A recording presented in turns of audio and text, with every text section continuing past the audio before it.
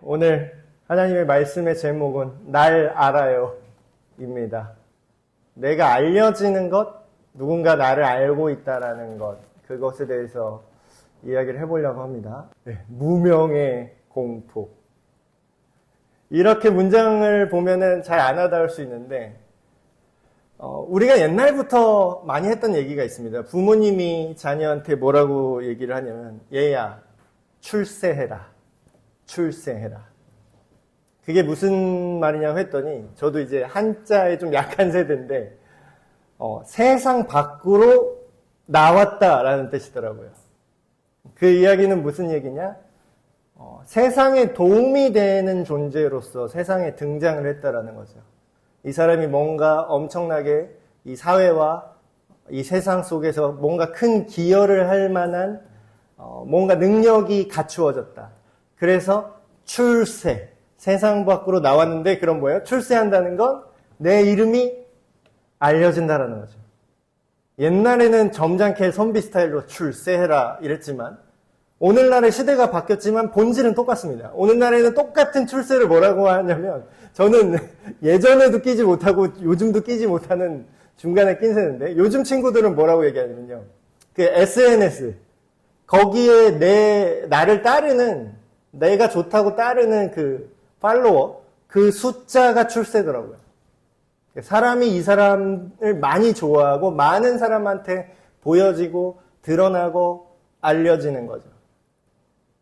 근데 예나 지금이나 똑같죠. 내가 이름이 없는 사람. 근데 나이가 들면서 점점 그런 거를 느낍니다. 옛날에는 이해가 안 됐는데 이래서 이랬구나 싶은 것들이 점점 생겨요. 전에는 그냥 내 이름이 별로 중요하지가 않았습니다. 어린이 친구들 지금은 여러분 이름이랑 여러분이 어떤 능력을 갖고 있는지 별로 중요하지 않아요. 그냥 어제도 순수하게 이렇게 처음 만났는데 게임 하나 하니까 다들 재밌게 놀고 있더라고요. 그게 참 부러웠습니다. 그래서 서로 이렇게 하는데 나이가 든다는 거는 어떤 면에서 서글프냐면 제 자신을 증명해야 되는 일이 점점 많아집니다. 어디 가서 누구를 만났어요? 그러니까 물어보는 거예요. 누구시죠? 그럼 이제 뭐 좀 되는 분은 이제 명함을 하나 꺼냅니다.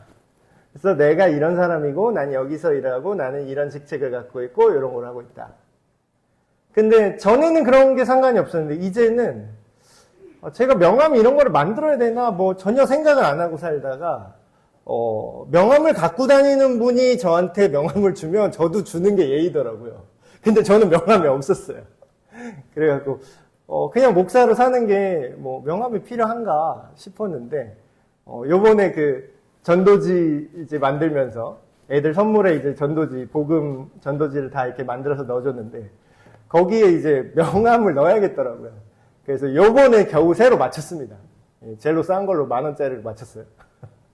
10,000원에 500장이더라고요. 무명의 공포라는 건 뭐냐면, 내가 정말 있으나 마나한 존재는 게 아닌가? 내가 여기 있는데 내가 별로 필요 없는 존재가 아닌가? 그리고 다른 어떤 출세한, 옛날 말로 하면 출세한 거고 요새 말로 하면은 인플루언서, 영향력을 일으키는 큰 사람. 많은 사람이 알고 많은 사람이 따르고 많은 사람이 주목하는 그 사람. 그런 사람 옆에 내가 딱 있으면 뭐예요? 저는 상대적으로 남신경 별로 안 쓰는 성격이라서 그나마 덜한데 보통의 특별히 우리나라 사람들, 대한민국 사람들은 뭐에 민감하죠? 남들의 시선에 엄청나게 민감합니다.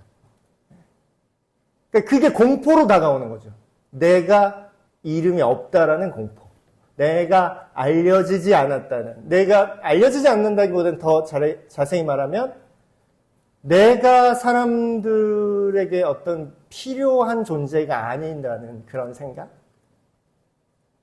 그런 사람들은 이제 묻히죠. 그러니까 옛날에도 제일 서글펐던 게, 대놓고 따돌림 하는 것보다 더 이제 비참한 게 그거라고 하잖아요. 은따라고. 은근히 따돌린다고. 딱히 괴롭히진 않아요. 근데 같이 할 때 얘한테는 말을 안 걸어. 같이 뭘 하려고 그러면 얘는 그냥 빼놓고 생각해. 이제 그런 거죠.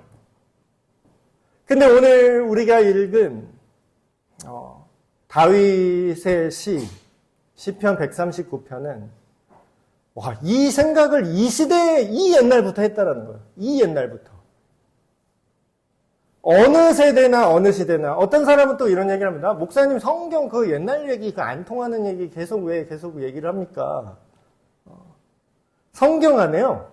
지금도 일어나고 있는 일이 그대로 적혀 있는 거예요. 지금도 일어나고 있어요.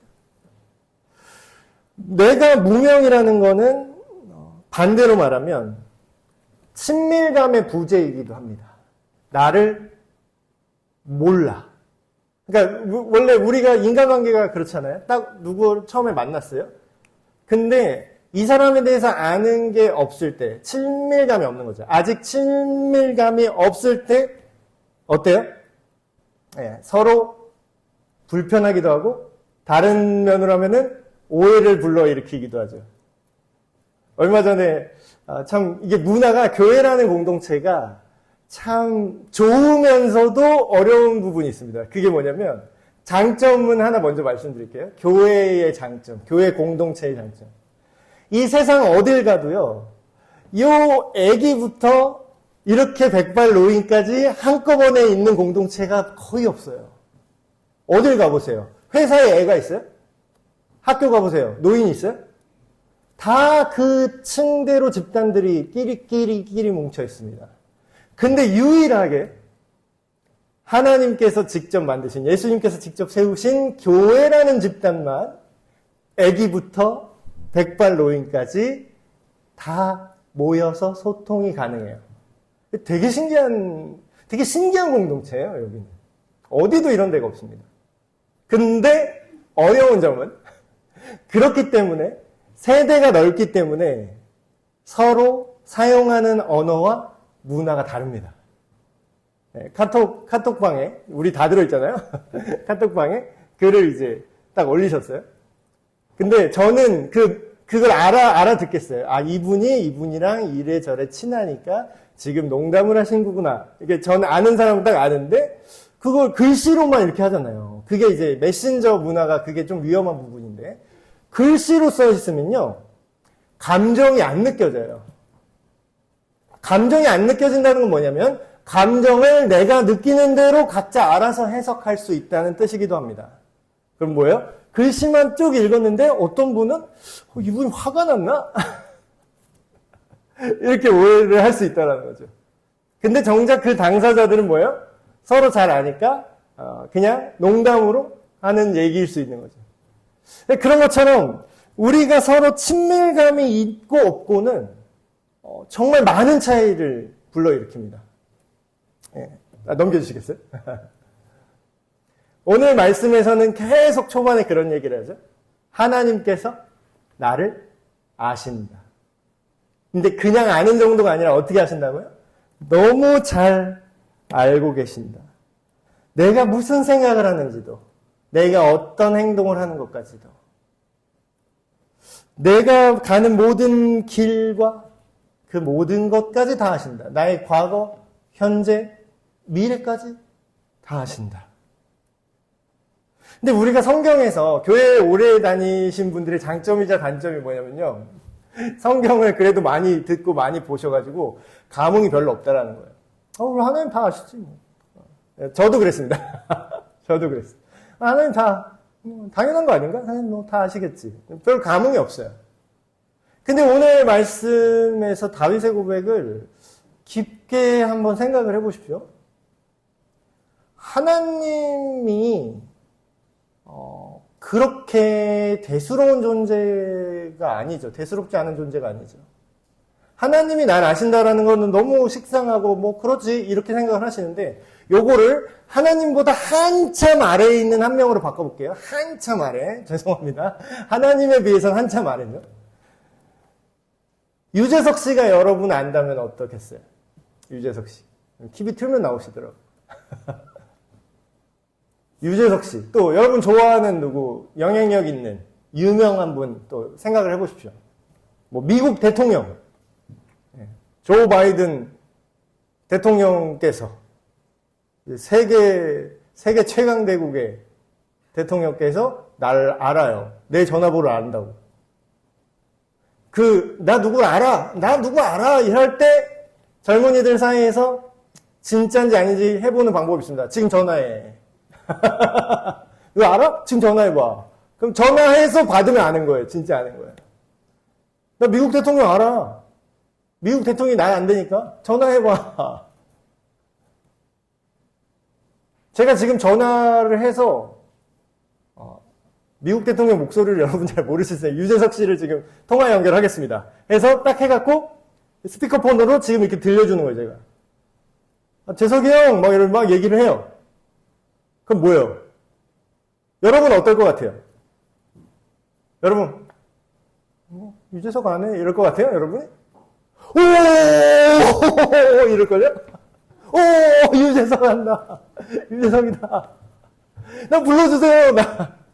저기 요번에 결혼식을 하는데 혹시 유재석 씨 좀 불러주시면 막 이러면서 별짓 다 할 거예요, 여러분. 근데 오늘 말씀에 누가 나를 안다고요, 지금? 유재석 씨 대단한 분입니다. 유재석 씨를 낮추는 게 아니라 하나님이 높은 거예요.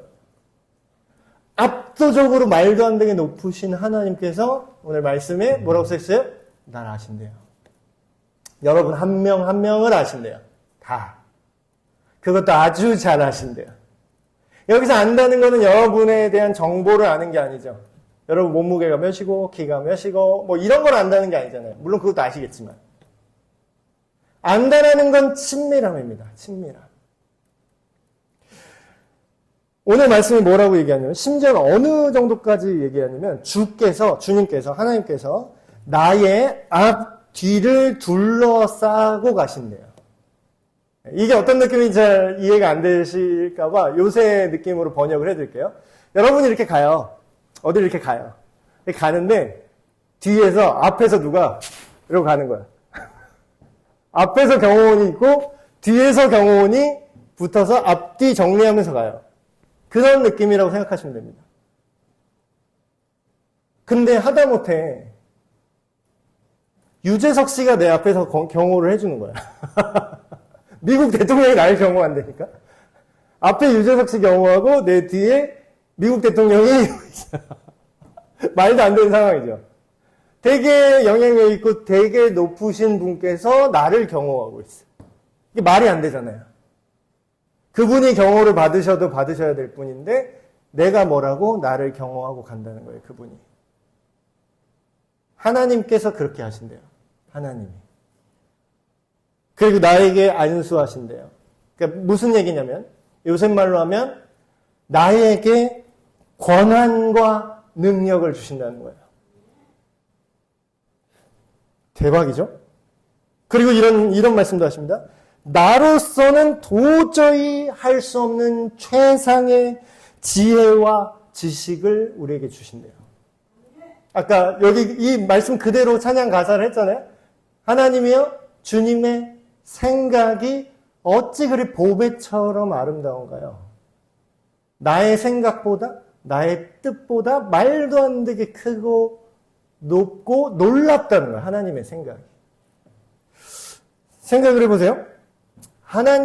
제가 이런 경험을 했습니다. 저라면 그렇게 안 했을 텐데 누가 어떤 행동을 하면서 말을 되게 예쁘게 하는 거예요. 말을 정말 예쁘게 하시더라고. 그래서 왜 난 저 생각을 못했지? 저 상황에서 그냥 네 이렇게 얘기하는 거라. 정말 이래서 제 마음이 참 따뜻해져요. 이렇게 제 성격은 절대 그런 말을 못 하거든요. 근데 작은 그런 하나만 딱 봐도 제가 생각할 수 없고 할 수 없는 어떤 그런 따뜻함, 그런 아름다움, 그 하나가 딱 드러날 때 저는 그런 생각이 듭니다. 와, 이거 대단하다. 이런 상황에서 이렇게 훈훈하게 처리가 가능한 거였구나. 훈훈하게. 옛날에 말 한마디 잘하면 천냥빚 갚는다고 하잖아요. 이렇게 훈훈하게 할 수 있는 거구나.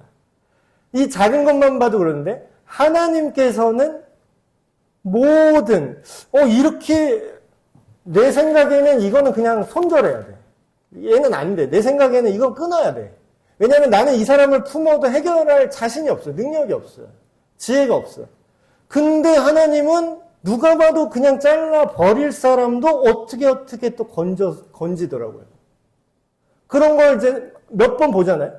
성경에도 수없이 나오고 실제로 살면서 몇 번 보잖아요. 그러면 무슨 생각이 드냐면 이 고백이 나오는 거예요. 와, 하나님이 내가 생각할 수 없는 어떤 큰 지혜로 가장 선한 일을 충분히 만드실 수 있는 분이구나. 그리고 계속해서 이런 말씀을 합니다. 하나님의 영을 우리가 떠날 수 없대요. 떠날 수 없대요. 근데 이게 양날의 칼인 거 아세요, 여러분?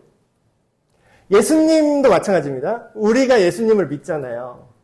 근데 성경에 그런 말씀이 있습니다. 예수님은 믿는 자에게는 용서와 사랑과 평화의 왕이시지만 믿지 않는 자에게는 심판과 죄의 값을 나중에 다 치르게 하실 존재다. 그러니까 양면 같은 거예요. 동전의 양면 같은 거예요. 내가 어떤 존재인가에 따라서 나를 죽일 수도 있고요. 나를 살릴 수도 있어요. 여러분, 하나님이 나를 잘 아신다라는 게 오늘 좋은 얘기 계속 하잖아요. 제가 그런 거 별로 안 좋아합니다. 좋은 얘기만 하고 주의사항 설명 안 하는 걸 제가 되게 싫어하거든요. 근데 사람들이 자기 듣고 싶은 얘기만 듣고 주의사항을 다 놓쳐요. 주의사항은 뭐냐면요. 오늘 말씀의 주의사항은 뭐냐면요. 이게 예수님을 믿는 사람들의 한정에서 이런 일이 일어난다는 거예요. 예수님을 믿고 하나님을 아버지로 받아들인 사람에 한해서 주님께서 나를 앞에서 뒤에서 경호하시고 그 사람에 한해서 그분이 나를 아시는 게 어때요? 친밀함으로 다가와요.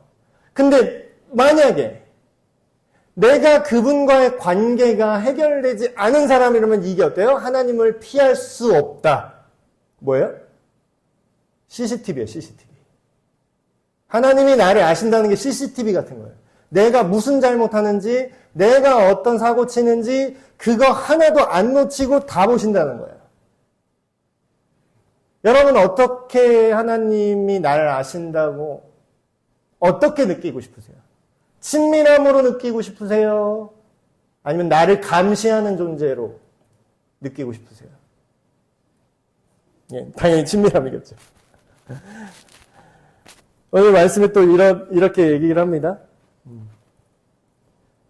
내가 하늘에 올라갈지라도 거기 계시며 스올에 내 자리를 펼지라도 거기 계시니다. 이제 말이 좀 어려워서 제가 번역을 해드릴게요. 8절인데 스올이라는 건 뭐냐면요. 죽음의 자리입니다. 죽음의 땅이라고 할 수 있죠. 어떤 사람은 지옥이라고 해석한 사람도 있고 어떤 사람은 단순히 사후 세계를 말하기도 합니다. 죽음을 생각하시면 돼요. 근데 뭐라고요? 죽음의 자리에 내가 내려갈지라도 어떻게 한다고요? 거기에 함께 계신대요. 함께 계신대요. 여러분, 이거를 이 교리를 이래서 알아야 돼요. 교리를 모르면요, 이게 느낌이 약간 흑백 TV로 보는 것 같을 거예요. 아는 것만까지만 보이거든요. 근데 교리를 여러분이 아시면 이게 컬러로 보이고 입체로 보입니다. 자, 설명해 드릴게요. 죽음의 자리로 우리가 내려갔는데 하나님이 거기 같이 계실 거래요. 이게 무슨 뜻인지 아세요, 여러분? 죽어있는 자리에 하나님이 같이 있다는 건 무슨 얘기냐면 이런 겁니다. 한번 넘겨주시겠어요? 예수님이 자기에 대해서 이렇게 얘기하신 장면이 나와요. 하나 더 넘겨주세요. 요한복음 14장 6절에 여러분이 정말 잘 아시는 구절이죠. 예수님이 직접 말한 겁니다. 내가 곧 길이요 진리요 생명이다. 여기서 포인트는 생명이라는 거예요. 예수님이 내가 생명이다라고 얘기한 거예요. 쉽게 말하면. 그럼 뭐야? 예수님의 별명이 뭔지 아세요, 여러분? 크리스마스 때 많이 나오는 내용인데. 그 이름은 임마누엘. 하나님이 우리와 함께 하시다라는 뜻이다. 이거예요. 예수님의 다른 이름, 별명, 임마누엘입니다. 그게 무슨 뜻이냐면 하나님께서 인간과 함께 하신다는 거예요. 그냥 머릿속으로만 함께 할게. 이게 진짜 같이 있는다는 뜻이에요. 진짜. 지금 이 자리에. 내가 죽어서도 나랑 같이 있는다는 거예요. 그럼 이게 무슨 뜻이냐면, 예수님이 생명이라고 그랬죠. 본인이, 제가 지어낸 게 아닙니다. 예수님 본인이 말한 거예요. 예수님이 자신이 생명이라고 했어요. 근데 뭐예요? 죽음의 자리에 내가 죽어 있어도 생명이신 분이 나랑 같이 있을 거래요. 여러분, 이게 무슨 뜻이냐면요. 이거 얘기해 볼게요. 물을 누가 딱 끼얹었어요. 어저께 물놀이 재밌게 했는데. 물을 딱 끼얹는데 물을 찰팍 맞아도 하나도 안 젖고 뽀송해요. 그러면 이걸 뭐라 그러죠? 방수라고 합니다. 방수. 예. 물이 전혀 그 힘을 못 쓸 거라는 거예요. 자, 그리고 먼지가 막 이렇게 흩날려요. 먼지 막. 황사 막 와서 먼지바람 막 와요. 근데 그냥 이렇게 막 먼지 다 맞아요. 모래 폭풍 들어가서. 근데 딱 나왔는데 먼지 하나 안 들어갔어요. 먼지가 하나 안 들어갔어요. 이걸 뭐라 그러죠? 방진이라고 합니다. 먼지가 뚫고 들어올 수 없다. 또 하나 얘기해 볼까요? 총을 막 쏴요. 바바바바바바바바. 다 맞아 그냥. 쏴봐. 바바바바바. 털끝 하나 안 상해요. 슈퍼맨인가? 슈퍼맨이죠. 이걸 뭐라고 하냐면 방탄이라고 합니다. 총알이 그 탄이 나를 뚫고 들어올 수 없다. 자, 우리가 죽음의 자리에 갔죠. 근데 뭐야? 생명이신 분이 내가 좋대요 글쎄. 생명이신 분이 나랑 떨어지기가 싫대. 그냥 나랑 계속 있을 거래. 생명이신 분이 앞뒤에서 나를 껴안아요. 그럼 저는 뭐죠? 방사가 됩니다. 한자 어려워하신 분을 위해서 다시 설명해 드리면 데스프루프예요. 방죽음이죠. 죽음이 나를 뚫고 들어올 수 없다는 겁니다. 이런 뜻에서 성경은 이렇게 얘기합니다. 나를 믿는 자는, 예수님이 이런 말을 했어요. 나를 믿는 자는 죽어도 살겠고 살아서 나를 믿는 자는 영원히 죽지 아니하리라. 어저께 어린 친구들한테 복음 제시하고 마지막에 이제 영원한 생명 얘기했는데 어떤 친구가 손 들고 이렇게 질문을 했어요. 그래서 제가 나중에 가서 물어봤어요. 그랬더니 목사님 근데 예수님 믿는데 돌아가시는 분은 뭐예요? 귀엽더라. 그럼 질문을 해야 된다니까. 그렇게 질문을 하게 하셔야 돼요. 어린아이들이. 질문하는 걸 막지 마십시오. 절대로 막으면 안 돼요. 다 들으셔야 돼요. 궁금하잖아요. 영원한 생명이랬는데 자기가 생각하는 영원한 생명은 이 지금 내가 사는 이 생명이 안 죽는 거였던 거지. 근데 뭐예요? 얘야 성경에는 죽어도 다시 살리고 생명을 계속해서 언제든지 복구시킬 수 있다고 성경에 나와 있어. 그랬더니 또 이래 빠른 인정. 그래서 어린이들 사역이 어렵기도 하지만 되게 보람이 있는 것 같습니다. 어린아이들은 잘 설명을 하면은 또 이래요. 여러분 어떠세요? 이 스올 죽음의 자리에 내려갈지라도 거기서도 주께서 나와 함께 계신다. 다음 넘겨주시겠어요? 근데 제일 중요한 게 있어요. 제일 중요한 거. 이거 제발 좀 이걸 잘 아셔야 됩니다, 여러분. 성경에 이렇게 애매하게 성경만 쓱 이렇게 보잖아요. 그러면은 사람은요, 간사해갖고 내가 좋은 얘기만 읽습니다. 내가 좋은 얘기. 그리고 막 십자가를 지고 나를 쫓으라. 이런 건 싫어해요. 또 그런 건 안 읽어. 잘 안 받아들여. 그런 건, 그런가 보다 하고서 그냥 넘겨요. 근데 이런 건 좋아요. 주님께서 너와 함께 하시고, 주님께서 너를 사랑하시고, 주님께서 너를 돌보시고. 거짓말 아닙니다. 맞아요. 제가 지금 웃기게 얘기하는 것 같아서 이게 없다라는 말이 아니에요. 맞아요. 근데 여기까지만 얘기하면 보험 사기. 보험 유리한 거는 크게 얘기하죠. 보장, 몇천만 원, 몇억, 보장 크게 얘기하죠. 좋은 얘기는. 근데 조금 불리하거나 약간 애매한 얘기는 겁나 조그맣게 얘기하죠. 바꿀 수가 있으면 갱신씨 그래서 보상이 안 나갈 수 있어. 되게 빨리 랩하듯이 빨리 말하고 싹 분리하고 말하고 딱 치우죠. 그런 거 안 된다고요. 자 보세요. 오늘 이 시편 139편 말씀도 뭐라고 나와요? 하나님께서 우리를 돌보시고 우리를 아시고 우리를 친밀하게 대하시고 우리의 모든 생각과 모든 길을 아신대요. 이거를 오해하시면 어떻게 되냐면 하나님이 내 편이구나 이렇게 생각해요. 하나님이 내 편이구나. 여러분 이게 언뜻 들으면 짧게 생각하면 이게 되게 좋은 것처럼 보이죠. 신이 전능하신 분이 내 편이구나. 내 뒷배야. 하나님이 내 뒷배야. 무슨 내 뒤에 야쿠자 조직 보스가 있는 것 같은 것처럼 생각을 해요. 근데 여러분 하나님이 내 편 들면은 과연 좋을 것 같으세요? 하나님이 내 편을 들 때 좋을 수 있으려면 이게 맞아야 돼요. 내가 언제나 옳아야 돼요. 내가 언제나 정의로워야 돼요. 내가 언제나 사랑으로 결정을 하는 사람일 수 있으면 하나님이 내 편 드는 게 맞아요. 근데 그게 아닐 경우 내가 때때로 욕심을 부리면 내가 때때로 다른 사람에게 피해를 준다면 그때 하나님이 내 편 들면 어떻게 돼요? 그러면 엄청난 재앙이 벌어지죠. 하나님이 내 편 든다는 뜻이 아닙니다.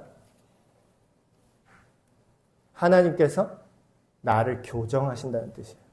그러니까 진짜 진리는 내 느낌이나 감정이나 취향으로 왔다 갔다 하지 않아요. 언제나 그 자리에 있습니다. 언제나. 근데 가짜들의 특징은 뭐냐면요. 자기네 입맛대로 계속 바뀌어요. 이단 사이비는 교리가 계속 수정돼. 뭐 업데이트돼. 뭐 교리 1.0, 교리 1.154 버전, 베타 버전, 알파 버전, 델타 버전 막 계속 나와.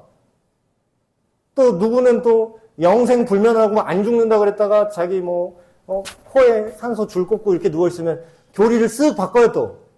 사실 영생불사라는 게 그런 뜻은 아니었다. 우리 마음속에 영생불사.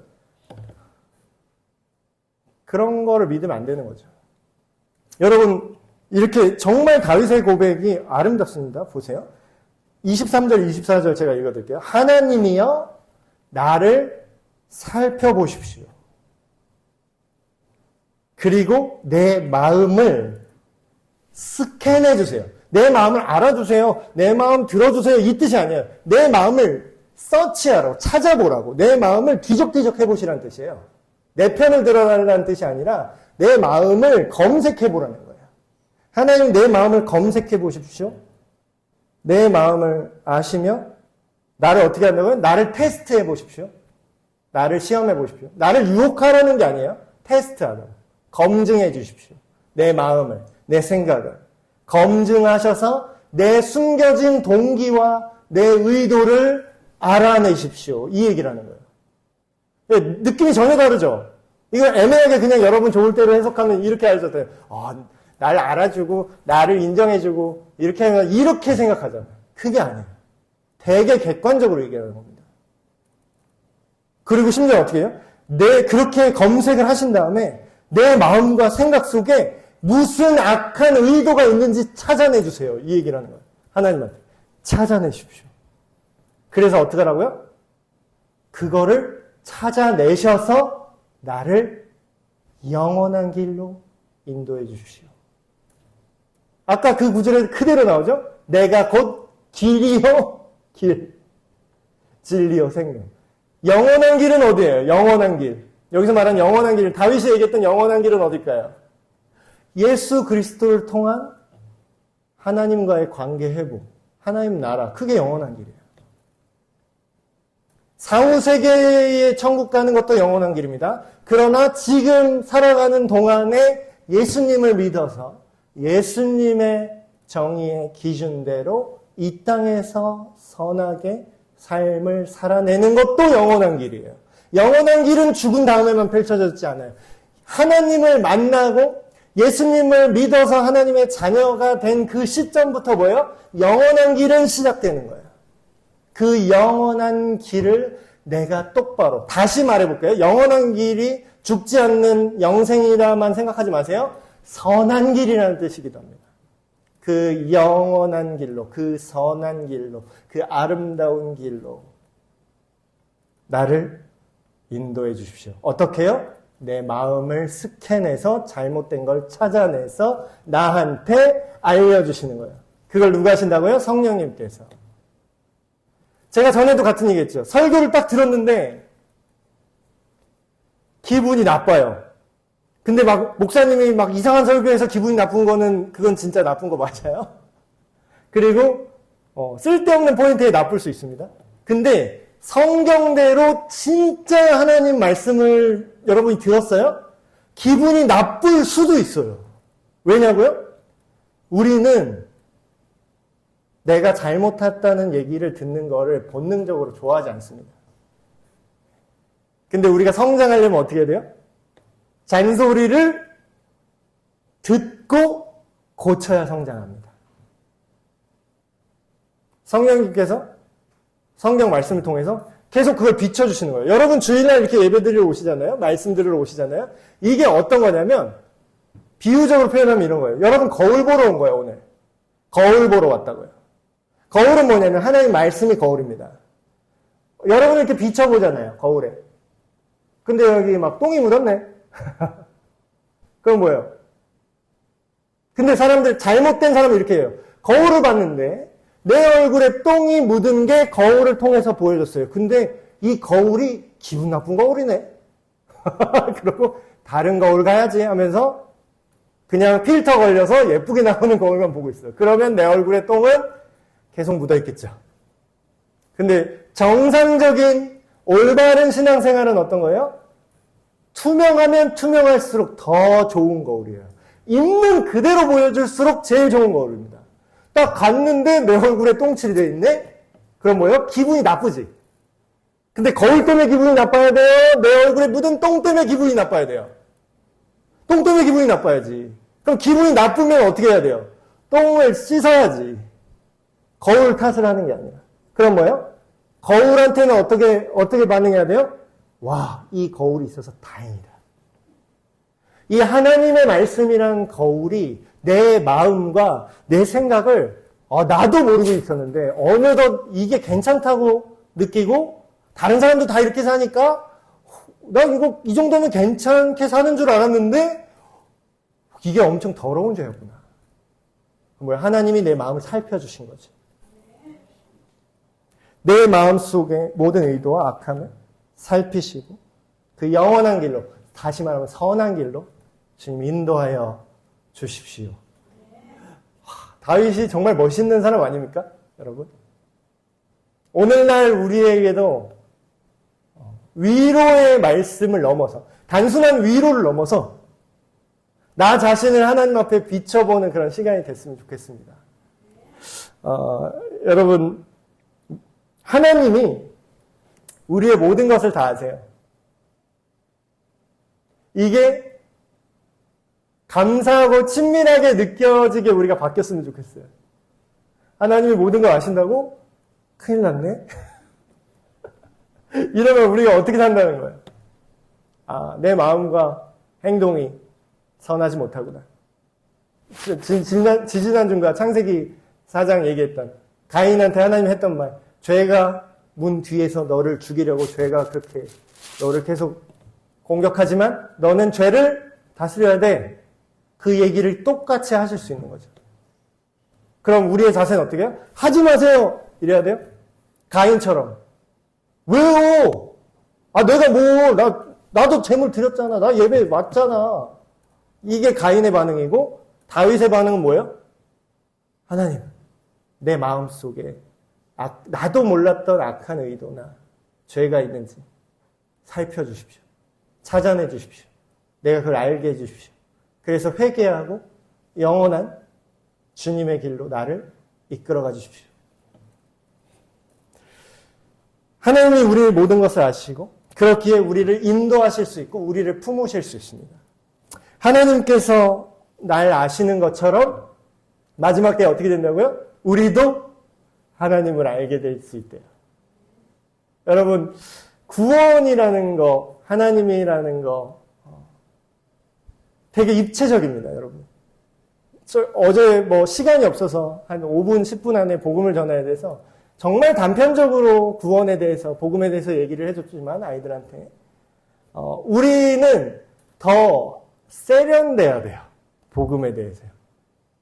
교회를 한참 다녔는데 계속 복음이 뭡니까 하면은 우리는 죄인이고 예수님 믿으면 죽어서 천국 가요. 이 수준을 알고 있으면 우리가 하나님을 계속 한 면으로만 보는 거죠.